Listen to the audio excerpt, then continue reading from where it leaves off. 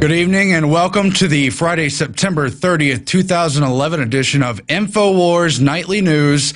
I'm Aaron Dykes, sitting in for Alex while he's out on assignment. Now, coming up in the show tonight, we have two in-studio guests from the Fluoride Action Network. That would be Dr. Griffen Cole and Laura Presley, Ph.D. We also have a two-part fluoride special report coming up. But first, the news. Two U.S.-born terrorists were killed in the CIA-led drone strike. That would be top Al-Qaeda leader Anwar Al-Awlaki, the double agent who dined at the Pentagon admittedly and was now assassinated, the first U.S. citizen to be targeted by predator drones killed in Yemen, according to official reports. However, he has been reported dead more than 5 times before. We have the report from Steve Watson, no more Pentagon dinners, Al-Qaeda leader killed again, and it gets into how there were many untimely reports of his death. So with more on that, we take you now to a special report on the life and times of CIA Pentagon asset Anwar Al-Awlaki. A U.S. counterterrorism official says American forces targeted al-Qaeda cleric Anwar al-Awlaki's convoy in Yemen with a drone and jet attack and believe he's been killed. The Yemeni government says the airstrike happened near the eastern town of Kashef. Al-Awlaki is on a U.S. kill or capture list. The cleric, known for his fiery anti-American rhetoric, has been suspected of ties to the Fort Hood attack and the attempted Christmas Day airliner bombing in 2009. The Pakistani-American, who pleaded guilty to the May 2010 Times Square car bombing attempt, told interrogators he was inspired by Al-Awlaki after making contact over the internet. In July, U.S. Defense Secretary Leon Panetta said the Yemeni-American was a priority target. The Yemen Defense Ministry, when they first came out with this report, guys, about an hour and 10 minutes ago, said it was their doing, that they were involved, that they were the ones that got him. First of all, what is the hard, confirmed identification of it? Where is the body? And what are we doing with that body? And so far, it is Friday Prayers Day, so Yemeni government officials are kind of out of contact in this time period. But FBI documents obtained as part of an ongoing Fox investigation state that Anwar Al-Awlaki, now the first American on the CIA's killer capture list, was a lunch guest of the military. After being vetted by a Defense Department employee, quote, Awlaki was invited to and attended a luncheon at the Pentagon in the Secretary of the Army's Office of Government Counsel. Awlaki, who was the imam at this mosque in Falls Church, Virginia, was interviewed at least 4 times by the FBI in the first week after 9/11 because of his previous contact with 3 of the hijackers who struck the Pentagon. This information was apparently never reviewed by the Pentagon. An Army spokesman insisted that the lunch was not an Army event, but rather it was sponsored by the Office of the Secretary of Defense. He's a controlled asset, and of course it's not a matter of failure to connect the dots. We're hearing all about the unconnected dots. No, this is the desired outcome. Let me just point out a couple of other things here. We're told that this alleged bomber, right, Knicker bomber, whatever they call him, he was in contact with this character Al-Awlaki in Yemen. And of course, this Al-Awlaki, I call him Al-Awlaki the CIA lackey. Al-Awlaki the lackey, and remember, he's a CIA lackey. He's a double agent, a triple agent if you want. He is used as a kind of beacon to recruit patsies across the world, and they can always sheep dip somebody like Major Hassan. If they want to say, you're linked to Al-Qaeda, they just have you exchange a few emails with this Al-Awlaki, and that's what he's good for, right? He goes back to 9/11 and Hani Hanjour.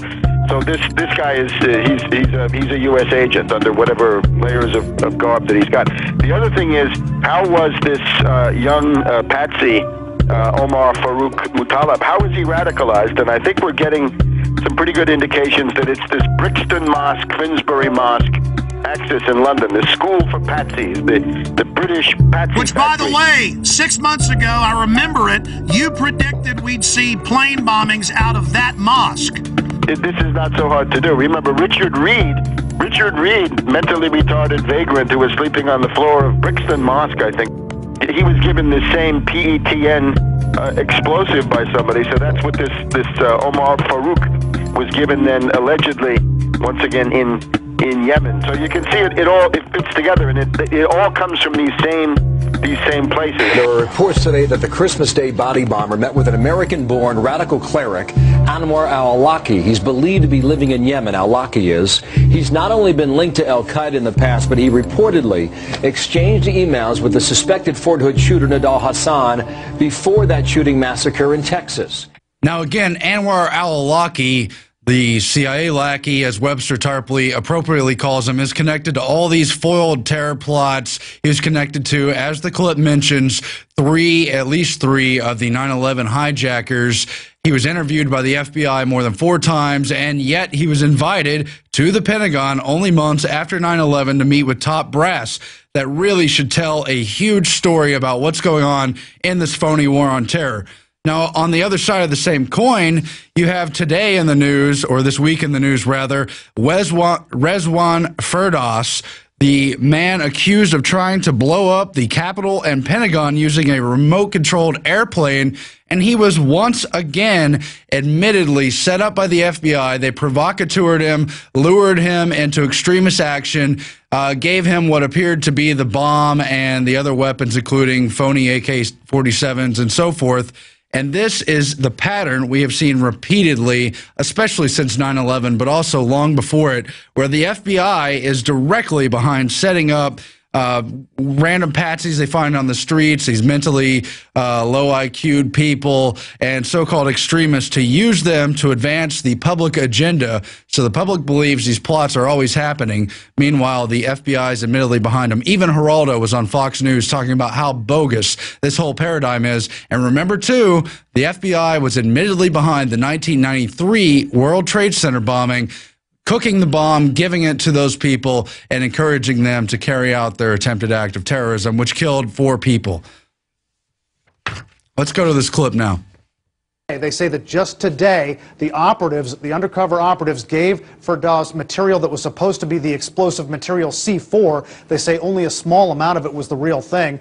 A law enforcement official also tells us they gave him AK-47s and grenades, but those were not functional. We have to stress one very important point, Wolf. A U.S. law enforcement official CNN spoke with today said there was no danger to the public since undercover operatives were involved very early on. There's at least 20 plots I've read about where the FBI admittedly used entrapment techniques. These people may have hated the country. They may have even been radical in their minds, but they had no means to carry out the things they were accused of. They only became dangerous once they were set up through these FBI systems. And it's all just a fraud meant to trick the public, and we've had enough of it. We need to learn what's going on and say no to this entire phony war on terrorism, because they are clamping down on our freedoms as ordinary Americans.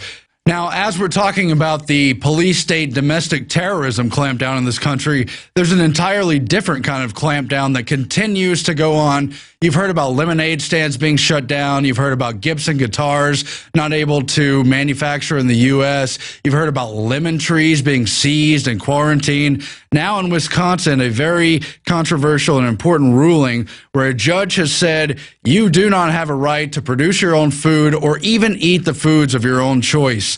He specifically ruled that plaintiffs do not have a fundamental right to own and use a dairy cow.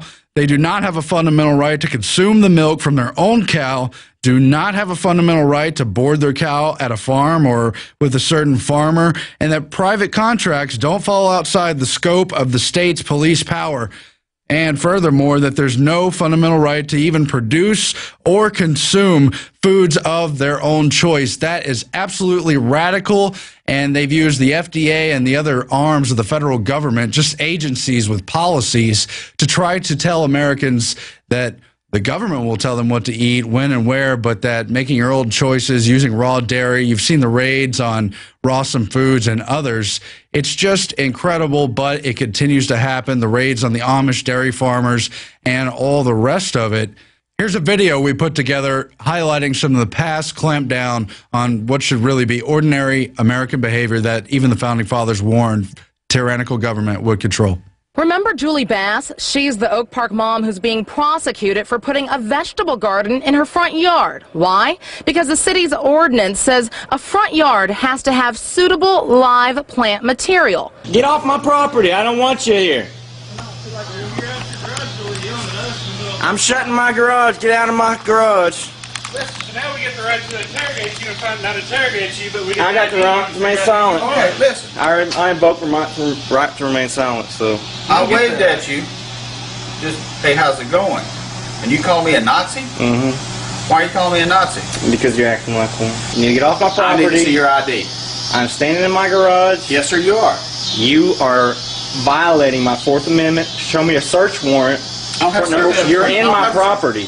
No, no, no. You're not welcome here. You're not welcome here. So I need your driver's license. I need some form of ID. I'm handing him my ID. This is not constitutionally allowed. This guy's violating my Fourth Amendment right. Both of y'all should be ashamed of yourselves. You're violating your oath to the Constitution right now. We are not slaves. You work for me, buddy. Turn around for me, sir. For what? Turn around for me. For what? Am I under arrest? I'm under arrest. Turn around for me. I'm not gonna Yes, don't be intimidated. Don't be intimidated. Don't be intimidated by them. Don't take pictures. Whoa, whoa! Hey, hey, hey! You are under arrest. Leave these people alone. I'm sorry, you're under arrest. Leave these people alone. Leave them alone. I am getting arrested for selling lemonade. Do you guys have services? Lemonade, 10 cents, guys. We've got a few cups. That's what happens. You sell lemonade. Why are you kidnapping innocent people? Is there anything on you that can hurt me? You people should be Why are you hurting my head? Lemonade is illegal to sell in America. Stop using force against peaceful people. I spent 14 months in Baghdad, and I can't even...